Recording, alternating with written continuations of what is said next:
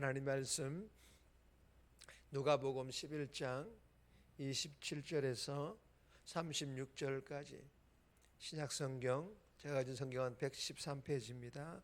113페이지 누가복음 11장 27절부터 36절까지인데 우리 합독은 27절에서 29절 그리고 31절 한 절 나누어 읽습니다. 11장 27절입니다.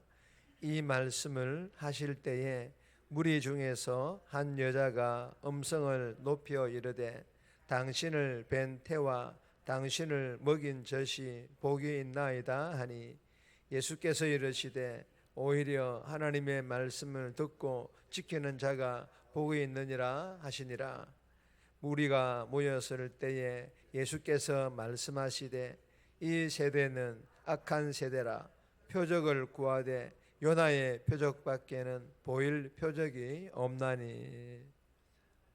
31절입니다. 심판 때에 남방 여왕이 일어나 이 세대 사람을 정죄하려니 이는 그가 솔로몬의 지혜로운 말을 들으려고 땅 끝에서 왔음이거니와 솔로몬보다 더 큰 이가 여기 있으며. 아멘. 오늘 본문의 제목은 경청과 순종입니다. 듣는 것과 순종의 중요함을 제목으로 삼고 있습니다. 오늘 본문은 예수님께서 표적을 구하는 우리들에게 요나의 표적밖에 보여줄 것이 없다고 그렇게 말씀하십니다. 그리고 하나님 말씀을 듣고 지키는 것이 그 어떤 것보다 중요하고 복된 삶이라고 하시는 그런 내용의 본문입니다. 오늘 이 본문을 통해 우리에게 주시는 첫 번째 교훈입니다. 실천, 순종하는 것이 복, 실천하고 순종하는 것이 복임을 우리에게 교훈합니다. 27절에서 28절까지인데 28절 말씀 보시면 예수께서 이르시되 오히려 하나님 말씀을 듣고 지키는 자가 복이 있느니라 하시니라. 한 여자가 음성을 높이 이르되 당신을 뵌 태와 당신을 먹인 젖이 복이 있나이다 하니. 27절 말씀이죠. 여러분, 이 말씀은 한 여인이 목소리를 높여 예수님께 한 말로 예수님, 당신을 낳은 어머니가 가장 복된 사람이라고 칭송을 하였습니다.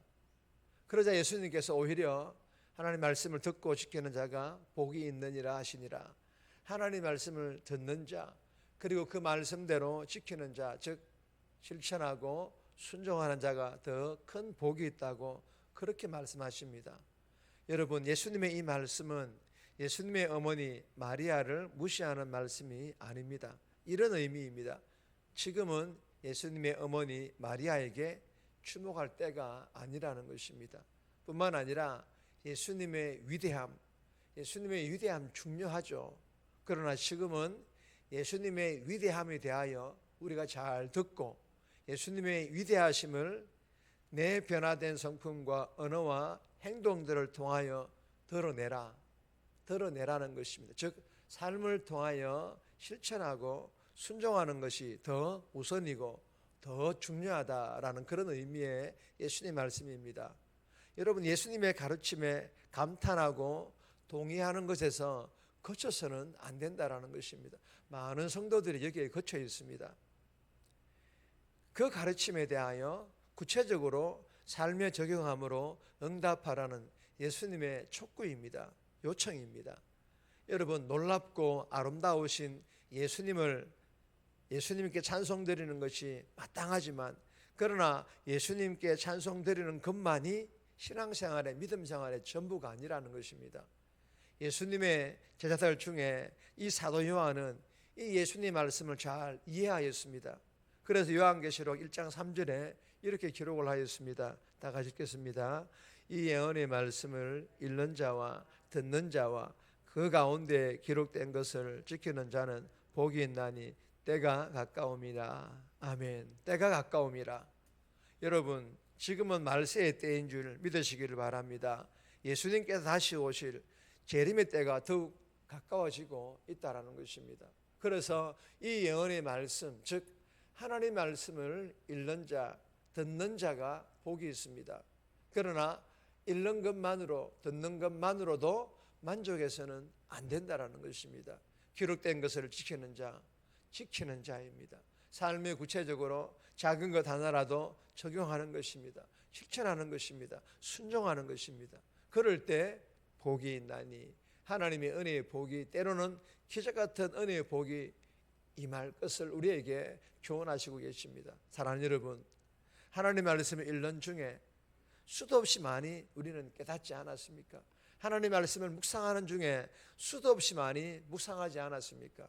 부족한 종의 입술을 통하여 선포되어진 하나님의 말씀을 듣는 중에 수도 없이 많이 듣지 않았습니까? 작은 것 하나라도 삶에 구체적으로 적용하라, 실천하라, 순종하라. 이것 하지 않으면 꽝이다. 이것 하지 않으면 바리새인과 서기관들과 같이 형식주의자, 종교주의자가 된다라고 말입니다. 여러분, 바리새인과 서기관과 같이 되면 정말 예수님께로부터 우리는 두려워해야 할 저주의 말을 들을 수 있다는 것을 기억해야 합니다. 무엇입니까? 이 독사의 자식들아. 여러분, 쉽지 않다는 걸 잘 압니다. 그렇다고 포기할 수 있는 것도 아닙니다. 아니, 성도라면 반드시 해야만 하는 것입니다. 이 새벽에 주신 말씀을 교훈 마음판에 잘 새겨서 오늘 하루도 삶의 현장에서 사무엘상 15장 22절 말씀처럼 사무엘이 이르되 여호와께서 번제와 다른 제사를 그의 목소리를 천중하는 것을 좋아하심 같이 좋아하시겠나이까. 순종이 제사보다 낫고 믿으시기를 바랍니다. 정말 작은 것 한 가지라도 꼭 적용하고 실천하고 순종하는 삶, 즉 하나님께서 기뻐하시고 원하시는 진정한 삶의 예배를 드림으로 하나님께로부터 칭찬 듣고 하나님께 주시는 복 받아 누릴 수 있기를 주님의 이름으로 축복합니다. 두 번째 주시는 교훈입니다. 십자가와 부활의 표적. 우리가 구해야 할 표적은 십자가의 표적과 부활의 표적이라는 것입니다. 29절에서 32절까지인데 29절 말씀 보시면 무리가 모였을 때에 예수께서 말씀하시되 이 세대는 악한 세대라. 표적을 구하되 요나의 표적밖에는 보일 표적이 없나니. 여러분, 이 세대는 악한 세대라. 표적을 구하되 요나의 표적밖에 보일 표적이 없나니. 여러분, 예수님께서 하늘의 표적을 구하는 사람들에게 요나의 표적밖에 보일 표적이 없다라고 말씀을 하십니다. 여러분, 요나의 표적이 무엇입니까? 요나가 3일 밤낮 물고기 뱃속에 있다가 죽어야 될 상황에서 살아온 것처럼 예수님께서 죽으시고 3일 밤낮 무덤 속에 계시다가 살아 부활하신 기적, 즉 이 표적을 말하는 것입니다.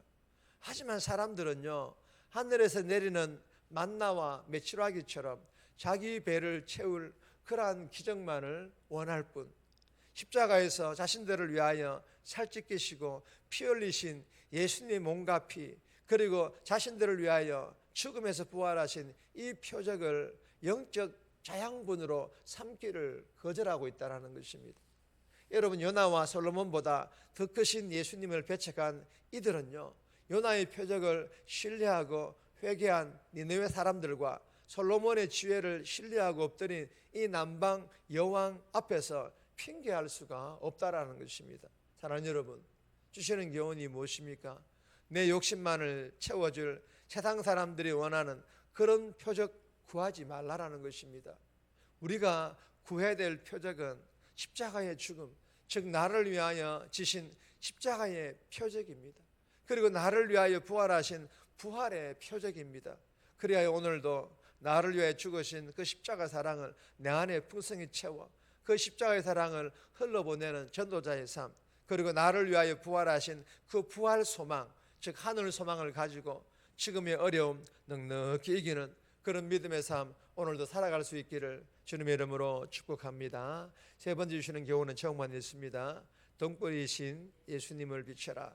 우리에게 등불이신 그 예수님을 우리의 삶을 통하여 비춰라 라는 그런 교훈입니다. 33절에서 36절까지인데 개인적으로 묵상하시기 바랍니다. 정리해야 합니다. 쉽지 않지만 그러나 반드시 해야 될 사명임을 알고 하나님 말씀 읽고 듣고 묵상한 대로 삶의 적용, 실천, 순종함으로 칭찬 듣고 하나님 복 받게 해달라고, 내 욕심을 채울 표적이 아니라 십자가와 부활의 표적을 구하며 오늘도 십자가의 사랑을 흘러보내는 삶, 부활 소망으로 지금의 어려움 넉넉히 이기는 삶 살아가게 달라고 이 새벽에 기도하며 오늘 하루 살아갈 수 있기를 주님의 이름으로 부탁드립니다.